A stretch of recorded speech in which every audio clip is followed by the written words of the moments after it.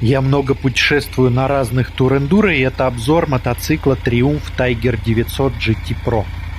Знаю, о чем вы подумали. Сначала скутер, теперь второй обзор на один и тот же 900-й Tiger. Сейчас все объясню. По моему мнению, Tiger 900 Rally и GT концептуально разные мотоциклы, и GT незаслуженно находится в тени большого брата. Особенно после того, как Tiger 900 Rally Pro выбрали лучшим тур-эндуро 2020 года сразу несколько уважаемых журналов. А MCN даже называет модель лучшим мотоциклом года вообще. Здесь, на мой взгляд, просчет маркетологов Триумфа, потому что мотоциклы надо было называть по-разному. Пантерой какой-нибудь или Гепардом. Учились бы у BMW, которые один и тот же двигатель называют 750 и 850. Впрочем, Triumph потихоньку учатся и анонсировали Tiger 850 Sport с тем же самым двигателем. Он пришел на замену базовой модели Tiger 900. При этом все еще существует Tiger Sport с литровым двигателем и 1200-й Tiger в 8 вариантах. Всего в текущем поколении 15 разных моделей Tigra. И это не считая остатков предыдущих 8 версий Tigra 800, которые все еще предлагаются на официальном сайте. Кстати, обзор модели 850 Sport вряд ли когда-нибудь выйдет, потому что она не будет поставляться в Испанию и, например, Германию. При этом продается в соседних Франции и Италии. Существуют две версии, как же так получилось? Первая связана с ценообразованием, и 850 Sport якобы будет на тех рынках, где можно сделать значимый разрыв в цене с версией GT, то есть конкурировать с BMW 750 GS ноздря в ноздрю. Вторая версия связана с тем, что двигатель хоть из 900-ки, но задушенный и не проходил отдельную сертификацию для Испании и Германии. Это слухи, за что купил, за то и продаю. Тигра в этот раз буду сравнивать в рамках класса, у которого устоявшегося названия нет. Кроссоверами принято называть что-то в духе Versys и V-Strom, а это скорее среднекубатурные туристы или даже спорт-туристы новой волны. Производители тоже эти модели пихают кто куда. Например, Yamaha считает адвенчерами только линейку Tenere, а Tracer относит к спорт-туристам. Я считаю, что это развитие класса спорт-туристов. Почти такая же острая управляемость и драйв, при этом комфортная прямая посадка.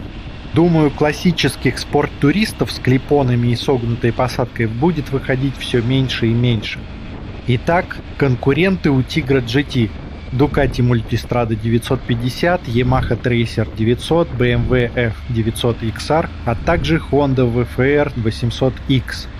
Я постарался все эти мотоциклы, кроме Honda, протестировать примерно в одно и то же время, чтобы ощущения были точнее. Сюда же можно приписать некоторые литровые мотоциклы, но их буду рассматривать в отдельном блоке, потому что даже максимально близкие по духу BMW 1000 XR с 4-литровым двигателем уже другое дело за другие деньги. Tiger 900 GT я решил обозревать первым, потому что на его примере проще объяснить, чем такие мотоциклы отличаются от классических среднекубатурных тур-эндуро, которые были ранее. Версии GT и Rally не отличаются по цене, комплектации у них похожи, однако GT имеет существенно меньший клиренс и менее длинноходные подвески. В обзоре я постараюсь донести, почему для многих людей больше подходит именно GT. Напомню, что мои основные претензии к Tiger 900 Rally – расход топлива и вибрации на магистральных скоростях. Двигатель на версии GT тот же, но картина кардинально меняется, если смотреть с точки зрения класса спорт-туристов. Смотрите сами. Расход у большинства конкурентов 5,2 или 5,5 литров на 100 километров, и Tiger с официальным расходом 5,2 литра не выделяется. Запас хода 350 километров для тур-эндуро скорее недостаток, а для спорт-туристов достоинство. И, спойлер, у всех двухцилиндровых конкурентов с вибрацией дела гораздо хуже, и на их фоне Tiger комфортнее. Почему так происходит? Классические среднекубатурные тур-эндуро имеют меньший размер цилиндров и настроены на чуть меньшие обороты, поэтому там проблем с вибрацией стараются избежать. Получается, честно говоря, на грани, поэтому в большинстве обзоров я говорил, вибрация есть, но терпимая. Если мы посмотрим на литровых конкурентов, там появляется много 4-цилиндровых моторов, а 2-цилиндровые опять настроены на меньшие обороты. А 900-ки – класс приспортивленный. Им нужно показать где-нибудь в районе 100 лошадиных сил со спортивным характером и, как следствие, рабочий диапазон оборотов выше. Ходы поршней слишком большие для высоких оборотов и привет зудящие вибрации.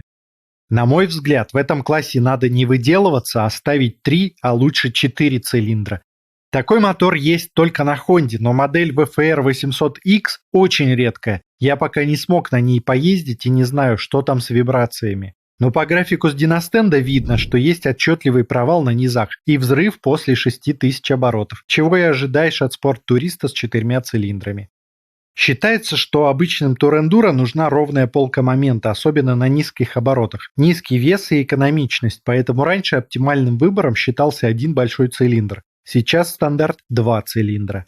Но для более спортивных мотоциклов, где приоритет на мощности, которым не нужно забираться по грязи в горы, имеет смысл ставить быстро раскручивающийся двигатель с большим количеством маленьких цилиндров. Если говорить про 900-ки вообще, нет проблем с вибрацией только у трехцилиндрового трейсера. Yamaha опять умудрилась сделать самый комфортный двигатель в классе.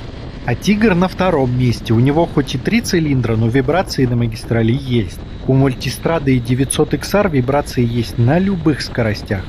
Для ежедневного использования двигатель Тигра мне нравится больше, чем конкуренты. Да, весь класс быстрый и драйвовый, я не могу представить ситуацию, когда мне нужна большая мощность, чем у любого из этих мотоциклов. Однако у Тигра добились тяги с самых низов, при этом сохранив спортивный драйв. На этом тест-драйве у меня была главная задача больше погрузиться в то, как проявляются вибрации. Была ли проблема с вибрациями в предыдущем обзоре ралли случайной, или это все-таки закономерность? Где-то до 120 км в час все прекрасно, потом потихоньку уже чувствуется нарастающий легкий зуд по всему мотоциклу. Ближе к 130 и выше вибрации становятся раздражающими.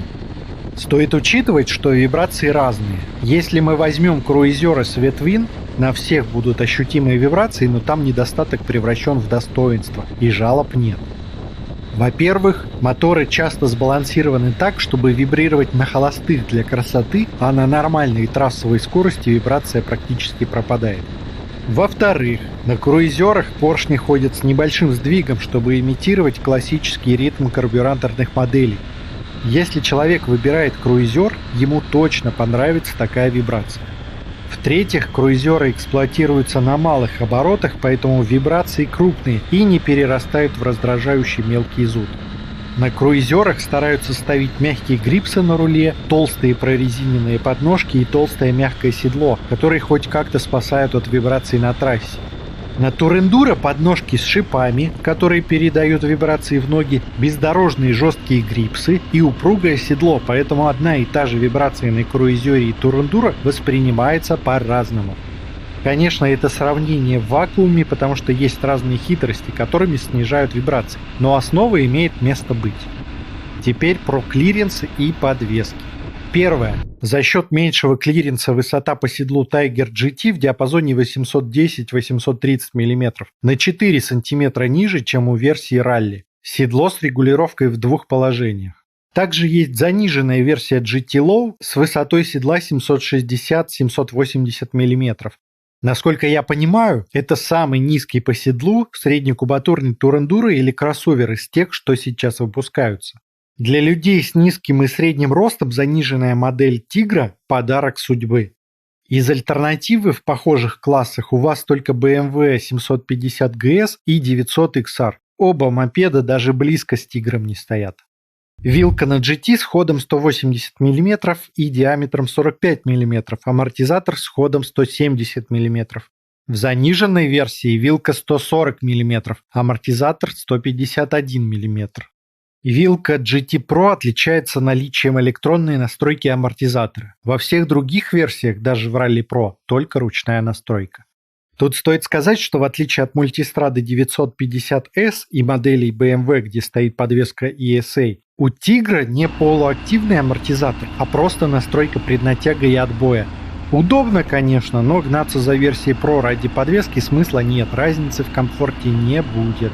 Полуактивный амортизатор ставится только на Тигре 1200, там же ставится и электронная регулировка вилки.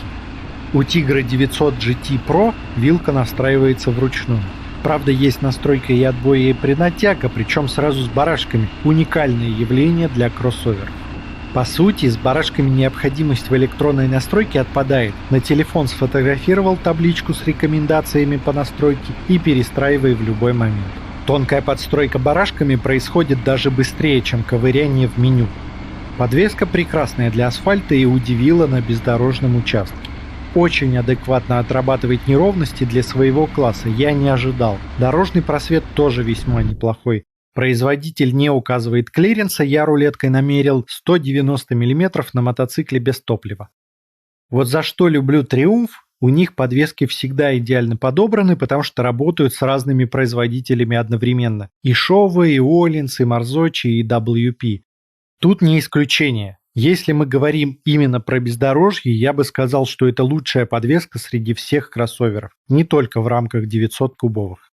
Напомню, у Тигра довольно низкий центр тяжести и сам вес небольшой для своей кубатуры, поэтому для бездорожья он подходит лучше конкурентов.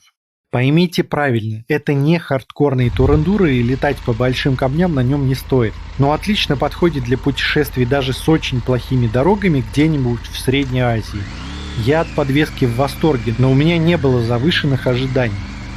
Есть момент, что раллип позволяет еще больше, при этом раллип ведет себя на асфальте для своих ходов подвески отлично. Не болтается, вполне упруго влетает в повороты. GT острее управляется, чем ралли, однако все еще нет ощущения, что это спортбайк, как у некоторых конкурентов. На мой взгляд, здесь Triumph слишком осторожничает. Во-первых, переднее колесо диаметром 19 дюймов. У всех конкурентов, кроме мультистрады, 17 дюймов. И у Triumph самый большой ход вилки. Очень сбалансированный мотоцикл, однако, думаю, из-за компромиссности он не впечатлит тех, кому идеально подойдет. Кто мечтает путешествовать по Средней Азии, возьмут Tiger Rally. Кто хочет пересесть со спорт-туриста или спортов, вероятно, предпочтут дорожный трейсер. А кому нужен действительно универсальный кроссовер, просто будут воспринимать под Тигром только вариант ралли. Особенно Тигр отлично подходит для высоких людей, даже если вам, например, не нужна мощность. Потому что NC версии Swaystrome все-таки для среднего роста, а здесь чувствуешь себя на большом нормальном мотоцикле с прекрасной ветрозащитой. У Тигра легкая модульная рама и очень низкий двигатель. Мотоцикл весит и ощущается как младшие модели, подойдет даже высоким новичкам, у которых есть лишние деньги. Мотоцикл очень комфортный. На ровном асфальте на магистрали трейсер комфортнее за счет отсутствия вибраций, а если говорить о плохом асфальте и далее, Тигр лучший по совокупности. Еще немного об отличиях версий. В ралли стоят спецованные большие колеса, а в версии GT колеса литые на 19 дюймов спереди и 17 сзади. Лапка тормоза на версии ралли настраивается, на версии GT просто приваренный металл. Лапка переключением передач на ралли складывающаяся, а на GT фиксированная. Думаю, кто-то заигрался в маркетинг. У 900-го Тигра крутые тормоза Brembo Stilema. Для классического турендура это выглядит фантастикой, и тормоза у ралли, на мой вкус, лучшие в классе длинноходных турендура, только 790 КТМ конкуренцию составляет. А если мы говорим о спортивных кроссоверах, то здесь ничего особенного. Даже у Honda, которая обычно экономит на тормозах, стоят 4-поршневые суппорта спереди и 2-поршневые суппорта сзади. Почти у всех конкурентов спереди два диска по 320 мм, а сзади, например, у мультистрады диск больше и суппорт двухпоршневой. В общем, у всего класса тормоза в диапазоне от хороших до прекрасных.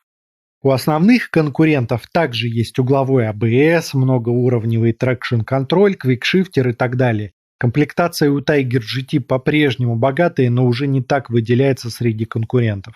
Конкретно в GT Pro даже есть центральная подставка и противотуманки.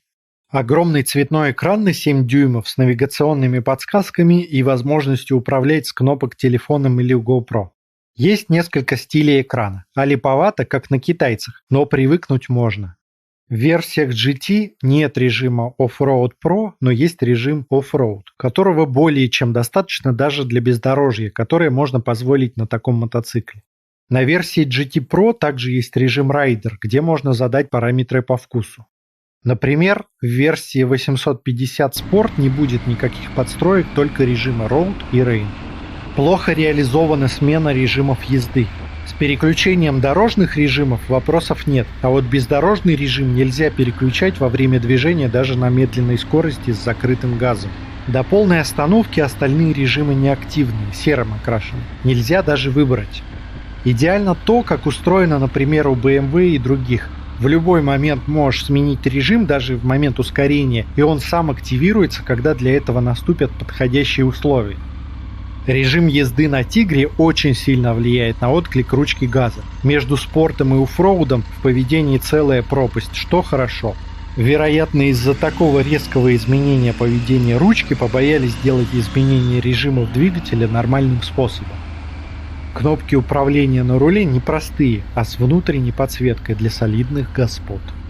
Есть датчики давления шин с отображением информации на экране. Поворотник все такой же раздражающий, однако есть автоматическое выключение. Работает автоматически без танцев с бубном, в отличие от BMW. Есть подогрев рук и подогрев седла водителя и пассажира. Та фишка, которой Тигр выделяется. Есть целая куча розеток на 12 вольт и чехол для телефона под седлом с зарядкой. На Тигре лучший квикшифтер у среднекубатурных мотоциклов, который я пробовал. Очень мягкий и приятный. Круиз-контроль отличный, никаких нареканий. Еще приятно, что можно отключить круиз, просто принудительно закрыв ручку газа, ничего не нажимая. Трекшн-контроль на Тигре продвинутый. Многоуровневый, естественно, но интересно то, что он умеет различать езду в повороте или по прямой, по-разному вмешиваясь, чтобы в повороте не потерять тягу на заднем колесе. В бездорожных режимах трекшн-контроль, наоборот, угол наклона не анализирует. Итоги. Tiger 900 GT, на мой взгляд, один из лучших кроссоверов на рынке с повышенной склонностью к бездорожью, который надо было все-таки вывести в отдельную модель, чтобы не терялась на фоне ралли. И даже в разговорах люди выбирают между Tracer и 900 XR, иногда туда же попадает мультистрада, но Tiger GT как будто не существует. Как минимум, обратите на него внимание, хороший мотоцикл. Если вы не можете решить 850 GS или XR, боясь, что гусь будет неуклюжим на серпантинах, или если вы четко знаете, что больше будете путешествовать по Европе, Tiger GT то, что вам на самом деле нужно. Рекомендую заглянуть в комментарии, где я указываю в закрепленном посте обнаруженные ошибки или дополнения к сказанному. Дальше будут обзоры оставшихся кроссоверов. Подписывайтесь, чтобы не пропустить, и не переключайтесь.